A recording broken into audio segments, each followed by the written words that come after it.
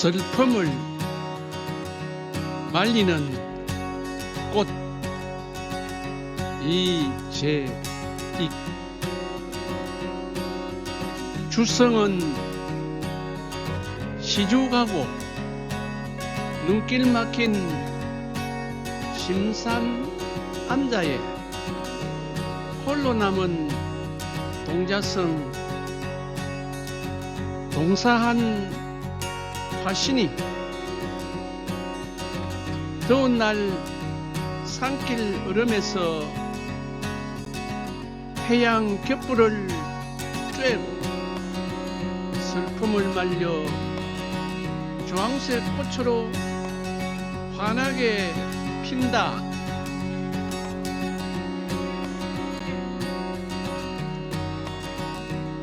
삭막한 겨울 고갯마루, 우뚝한 노송의 풍상, 웅진 세상사 묻힌 기도 같은 저 바람 소리는 진득한 슬픔을 거풍시킨다.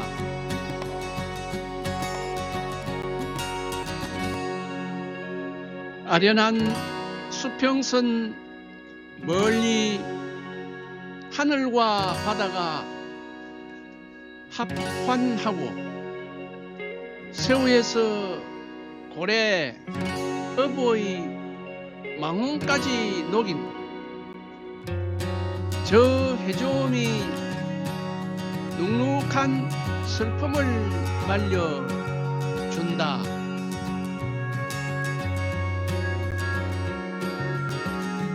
슬픔과 희망은 동전의 양면. 슬픔도 두려워하는 건 절망이라 희망의 문전을 스승이고 서로를 다독인다. 때로는 기쁨도 슬픔의 빚을 진다. 사람으로 얻은 상흔은 사람으로 치유할 것. 이건 슬픔의 한 신조다.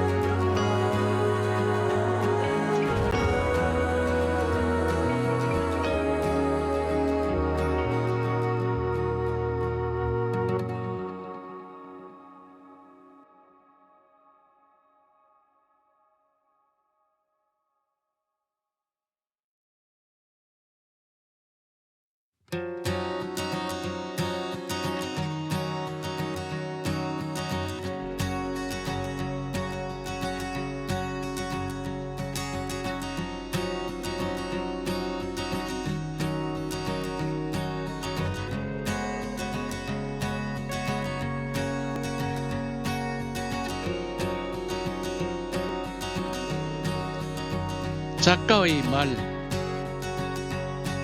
설악산 오세암 이 암자의 이름에는 특별한 사연이 있다.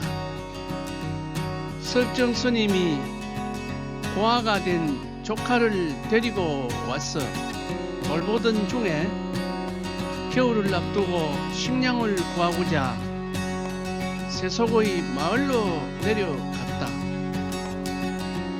간 길은 나한봉으로 올라가서 마덕령 고개를 넘어 양양 물치장터로 갔다. 캐어둔 약초를 팔아 식량을 구입하고 시주도 좀 받았다. 그 시절에도 일기예보가 있었으면 얼마나 좋았을까. 그런데 갑자기 많은 눈이 내려서 길이 막혔다. 홀로 두고 온 5세 어린 조카가 걱정이 돼서 길이 트이자마자 서둘러 올라갔더니 그 사이 며칠이나 지나 조카는 굶주리고 추위에 떨다 죽고 말았다. 백의의 관세음보살이 그 영혼을 잘 인도에 갔다고는 하지만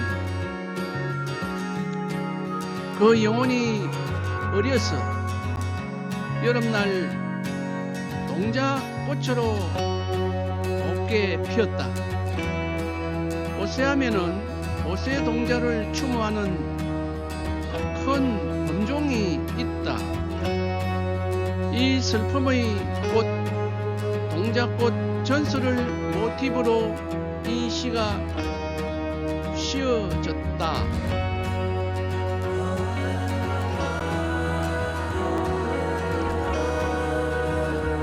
슬픔은 숨겨야 할 감정도 극복해야 할 대상도 아니다. 그것은 젖어있는 상태로 존재하며 제목 속의 말리다는 단어는 이 시의 이미지 전체에 씌워져 있다. 슬픔은 제거되지 않는다. 다만 햇볕과 바람, 파도 소리 속에서 서서히 본래의 평정심으로 말려간다. 시의 출발은 동자성의 동사라는 극단적 비극이다. 그러나 화자는 이를 비탄의 절규로 다루지 않는다. 오히려 그 죽음은 화신이 되어 더운 날 산길 얼음에서 태양의 갯불을 쬐며 주황색 꽃으로 환하게 핀다. 이 장면에서 꽃은 위로의 대상이 아니라 슬픔을 감당해낸 시간의 결과물이다. 꽃은 슬픔을 덮지 않고 슬픔을 통과해 피어난다. 이 3년에서 자연은 적극적인 역할을 한다. 역할을 맡는다. 노성을 스치는 바람은 기도처럼 슬픔을 흔들어 주고, 해조음은 인간과 비인간, 생자와 망자를 가리지 않고 모두를 적신 슬픔을 흡수한다. 여기서 슬픔은 개인의 감정이 아니라 공동의 체험이 된다. 자연은 말없이 슬픔을 거두어 들이며 인간이 하지 못한 위로를 대신 수행한다.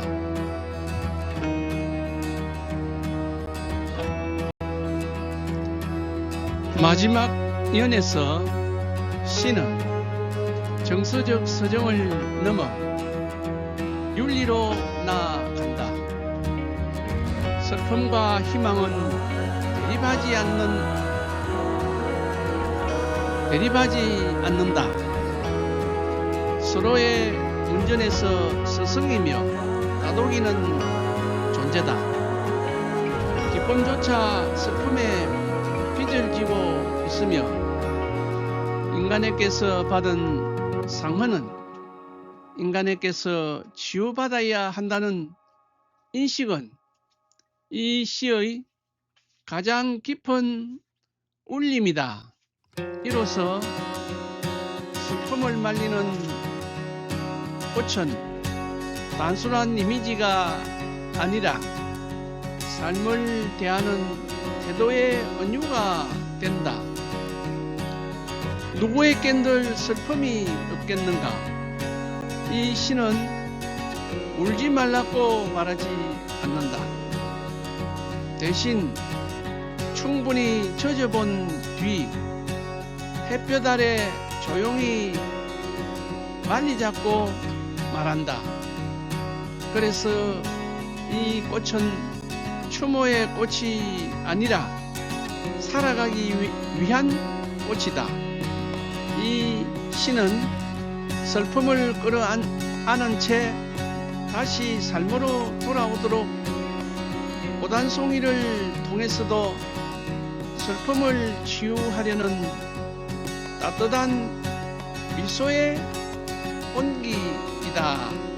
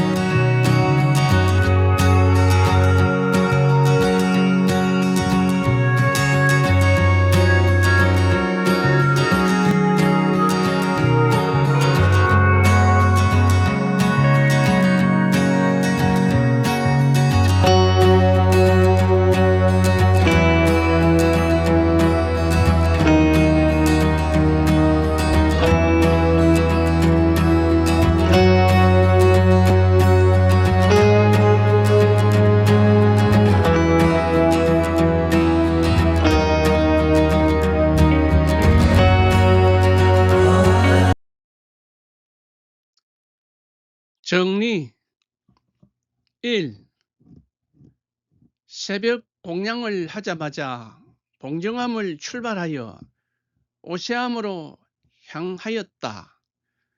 석가 사리탑 쪽으로 다시 올라가서 안병 옆으로 가야동 계곡으로 내려갔다.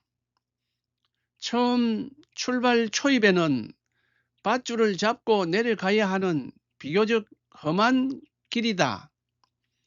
아직 해가 뜨지 않은 새벽이라 공룡능선 좋은 경치가 어둡어둡 희끔희끔 보인다. 2. 절에서 절을 찾아가니 또 불교 공부를 조금 시작해 보자. 신체 구성 4대 요소는 지, 즉 뼈, 수, 즉 물, 화, 신체의 따뜻한 기운, 풍, 정신. 이 4대 요소가 잘못되어 나타나는 병, 사공사의 병이라 칭한다. 치수, 화풍. 이 신체의 4대 요소가 잘못되어 나타나는 병. 염라대왕의 문초. 죄가 많은 사람에게 염라대왕이 3가지 질문을 했다. 그에 앞서 죄인은 스승을 제대로 못 만나 선행을 닦지 못했습니다 하고 변명했다. 그러자 염라대왕이 세 가지를 질문했다.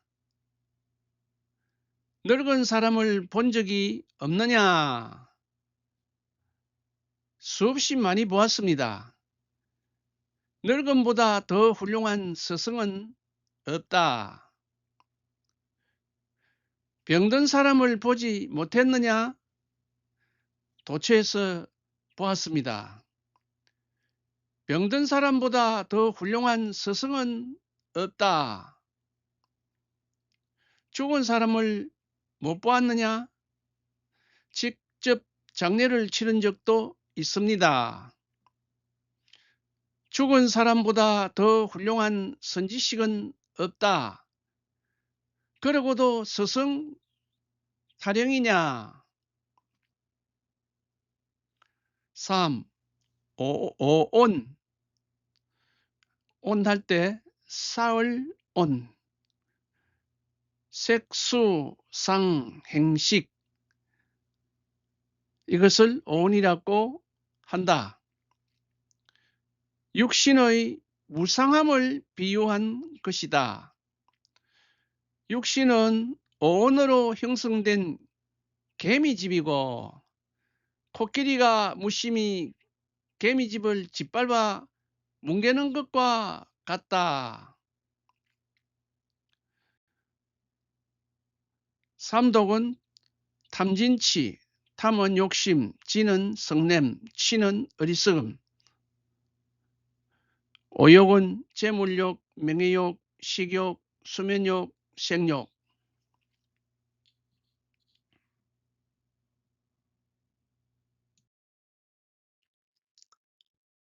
4. 봉정암과 오세암은 산길로 4km 거리. 오세암의 배경. 앞은 사자봉, 뒤는 칠성 병풍, 우는 오세폭포, 만경대, 좌는 마동령, 나한봉이 있다. 5. 설정 스님은 고아가 된 형님의 아들을 품에 거두어 관음암에서 함께 지냈다. 겨울을 날 식량 준비로 스님은 암자를 비웠다. 양양의 물치 장터로 떠나기 전 혼자 있을 조카를 위해 며칠 먹을 밥을 해 놓았다. 당부를 했다. 이 밥 먹고 관세음보살 하고 부르면 잘 보살펴 줄 것이다. 신흥사에 이르자 폭설이 내려 길을 막았다. 오랜 후에 길이 뚫려 돌아가 보니 법당 안에서 목탁 소리가 은은하게 들려왔다. 죽은 줄만 알았던 아이가 목탁을 치며 가늘게 관세음보살을 부르고 있었다. 방 안은 훈훈한 기운과 향기가 감돌았다. 아이는 관세음보살이 밥을 주고 같이 놀아주었다고 했다. 순간 백의의 여인이 관음보살로부터 내려와 아이의 머리를 매만지며 성부를 알리고 한 마리 푸른 새로 변해 날아갔다. 스님은 놀란 가슴을 가다듬고 부처님 전에 큰 절을 올린 뒤 조카를 안아보려고 했다. 그러자 품에 안기지도 않은 채 아이는 성천했다. 법당 작은 상에 놓여있던 책은 스님이 집을 비운 딱 그날 수만큼 찢겨져 나가 있었다. 그런 연유로 관음암을 오세암으로 고쳐 불렀다. 조선 인조 때 일이라고 한다. 6. 오세암에서 김시섭이 스님이 되어 불교에 입문했다 한다. 7. 오세암의 전설에 의하여 오세동자의 혼이 화해서 동작꽃이 되었다 한다. 이 제익은 동작꽃에 대하여 슬픔을 말린 꽃이라는 제목으로 시를 읊었다. 이상